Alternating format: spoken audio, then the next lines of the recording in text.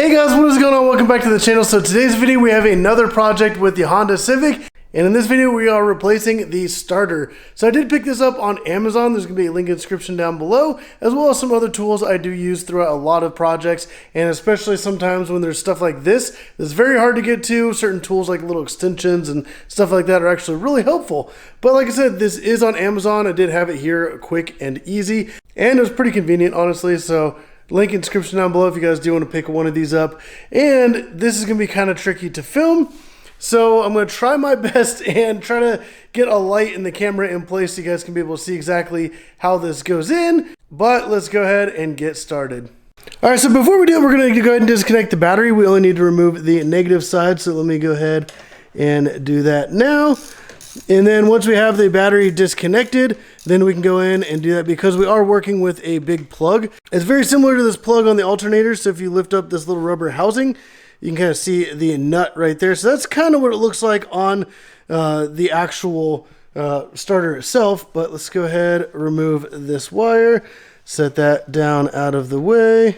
All right, so to replace it, you don't have to go through the wheel well, but this is the front passenger side wheel well. This is like the best way to show you guys exactly where it is at, but it is located behind the engine.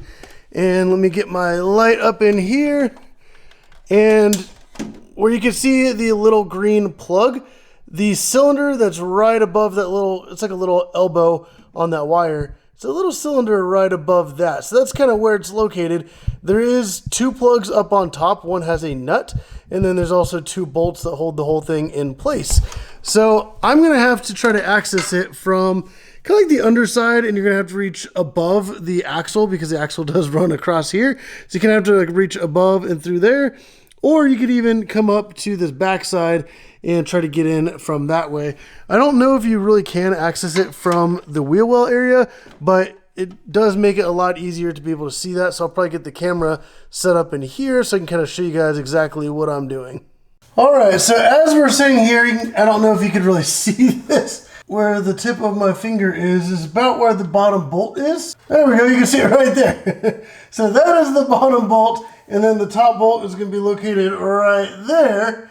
And it is a 14 millimeters, but it kind of seems almost impossible to get to where the wires are. So I'm going to go ahead and unbolt it. So maybe I can bring it down a little bit, and then I can be able to pull the wires off and get it a lot easier unhooked. So let me go up in here with a 14 millimeter and see if I can get a good angle on at least the bottom bolt to start off with. All right, so just for a frame of reference, that's the front of the car.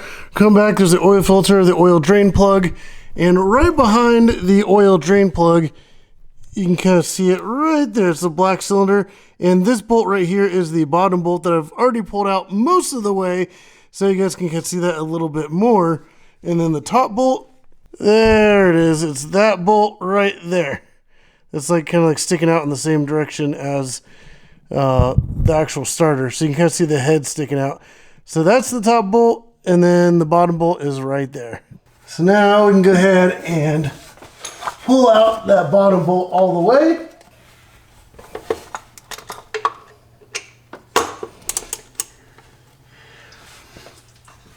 All right, this top bolt is very snug, and it's also kind of hard to get to.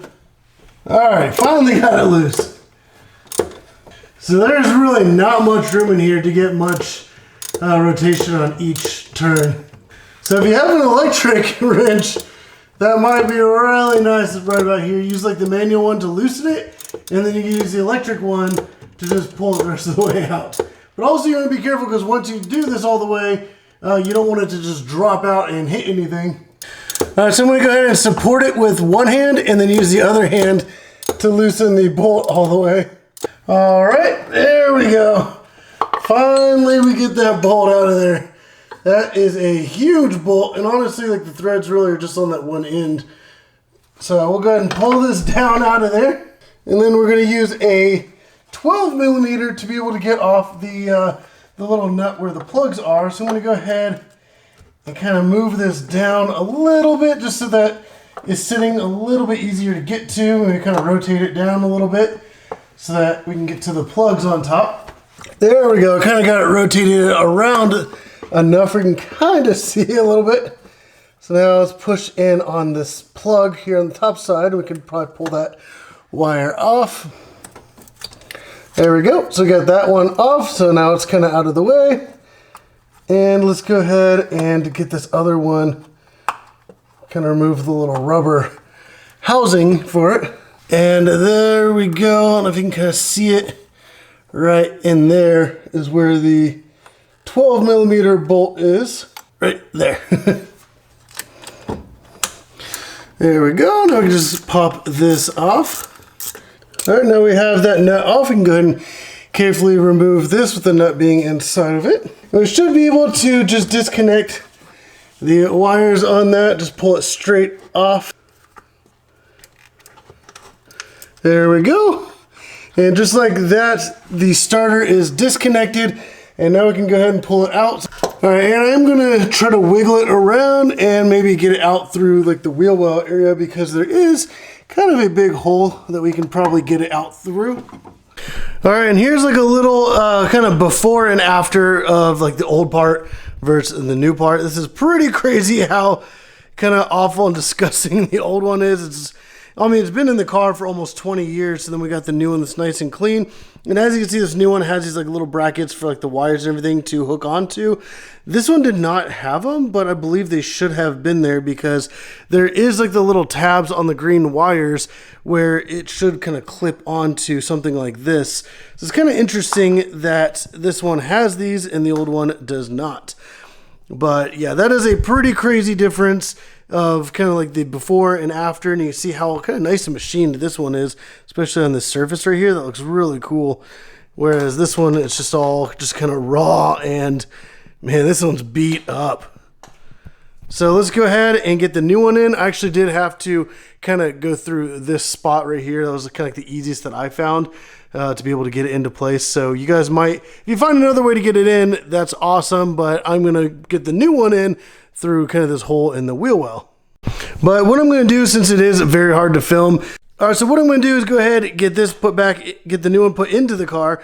I'm going to focus on getting this plug put back in place with the little nut right here. And then once I do that, I'm going to snap this wire in place and then set the whole thing there.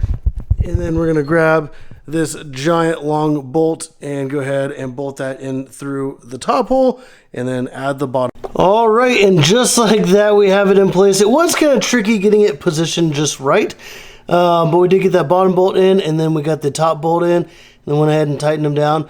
Honestly, those little brackets that I think like the green portion of the wires is supposed to clip onto doesn't really line up properly. So you could probably take those off if you want to. It might make it a little bit easier to get that kind of back in place and get it situated and everything.